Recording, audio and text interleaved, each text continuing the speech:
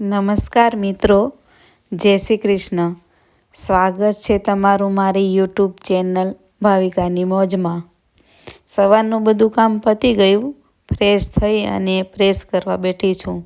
નિધિ ઉપર ગઈ છે પ્રેસ થવા, ત્યાં સુધી કીધું લાવને પ્રેસ હું કરવા નવરી થઈ ગઈ છું તો કરવા બેસી જાઉં.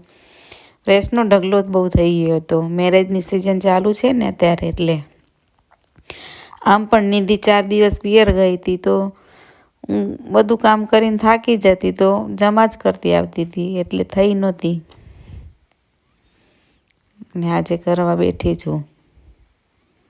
કીધું નિધિ આવે ત્યાં સુધી જે થાય એ કરું, અને નિધિ પણ કંઈક કાર્ય કરે છે, આવે એટલે હું તમને બતાવું.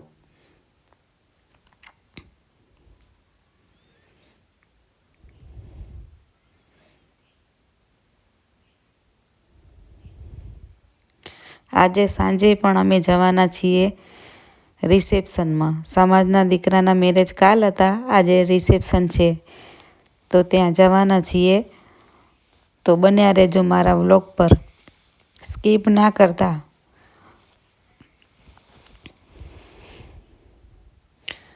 મિત્રો, તમને આ મારો વિડીયો જરા પણ સારો લાગતો હોય તો લાઈક, શેર અને સબસ્ક્રાઈબ કરવાનું ના ભૂલશો.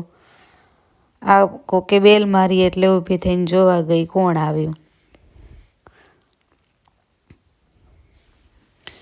પડોશી આવ્યા હતા કામ માટે. હવે આ જો પ્રેસ થઈ ગઈ. ઢગલો જુઓ છે ને.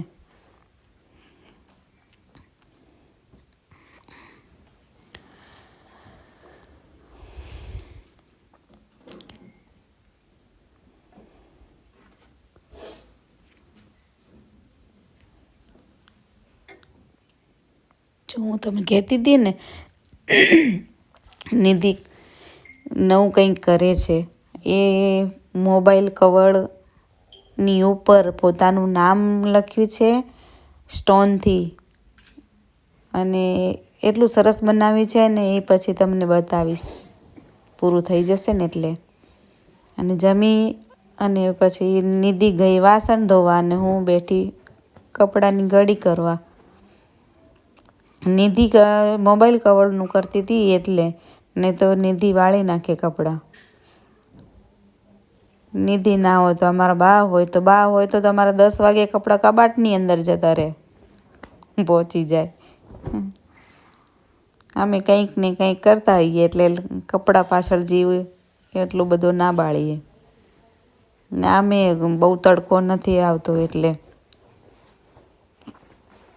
જો આ પેન્ટ મને ભીની લાગી એટલે વળી મને પાછી સુકાવા જવી પડશે.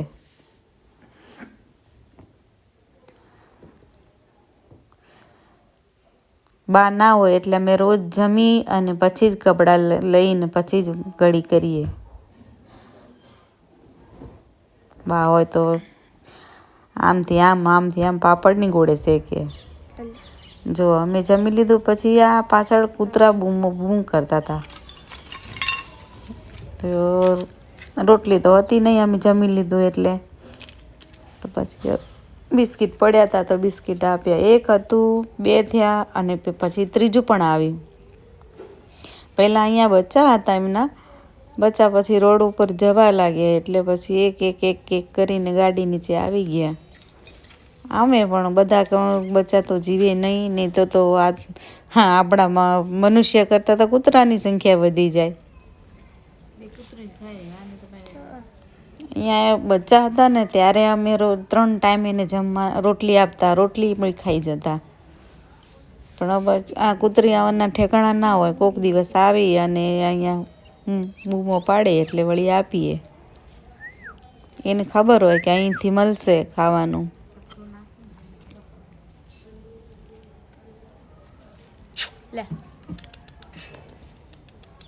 છે ને હજી પૂંછડી પછી પટાવે છે.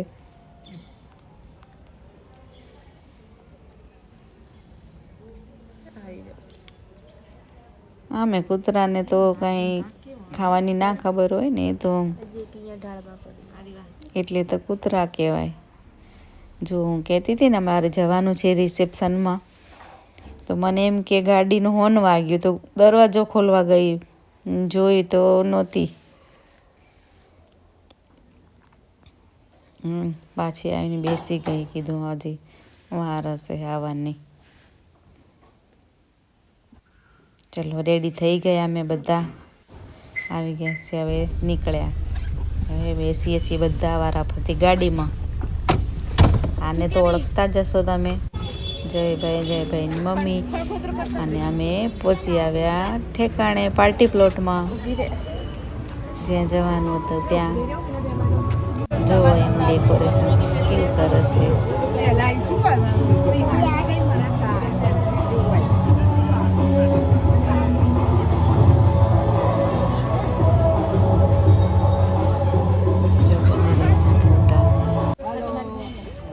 અમદાવાદ જ છો પહોંચ્યા. આ રહી બ્રાઇડલ.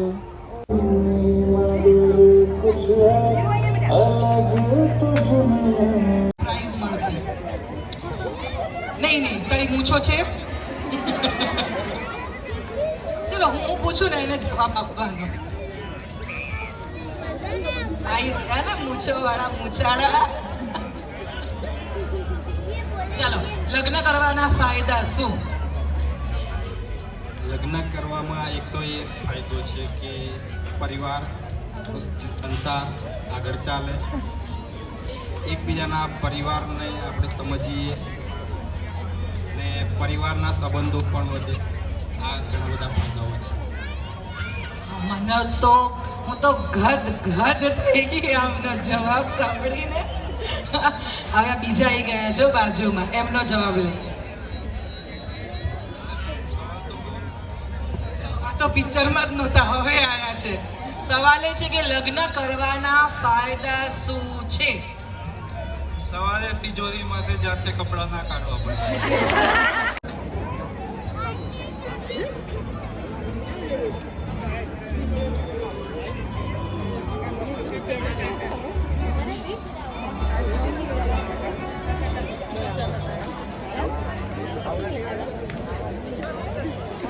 જો આ બાજુ અમે પહોંચી આવ્યા જમવા. જમવાની પહેલાં ભીડ હતી, ઓછી થઈ ત્યારે અમે જમવા આવ્યા. જો આની દીની બેન હતી અને એની ભાભી હતા. હવે અમે રિટર્ન વળ્યા. રિટર્ન આવીને આ બંબામાં સવારથી કંઈક થઈ ગયું હતું. સવારે બંબો ચાલુ જ ના થયો પાણી ગરમ કરવાનો. તે બાપ દીકરો આવીને માથા દેતા હતા. આમ તો બે કારીગર જ છે, કરે છૂટકો. નેટ એમને ચાલુ કરી જ દીધો. કારીગરને બોલાવ્યા પણ આવ્યા નહીં, તો હવે જાતે જ કર્યું. આવત તો અમે 500-600 રૂપિયા લઈ જત. અમે જાતે કર્યું તે થઈ ગયો, ટ્રાય કર્યું એટલે. Thank you for watching.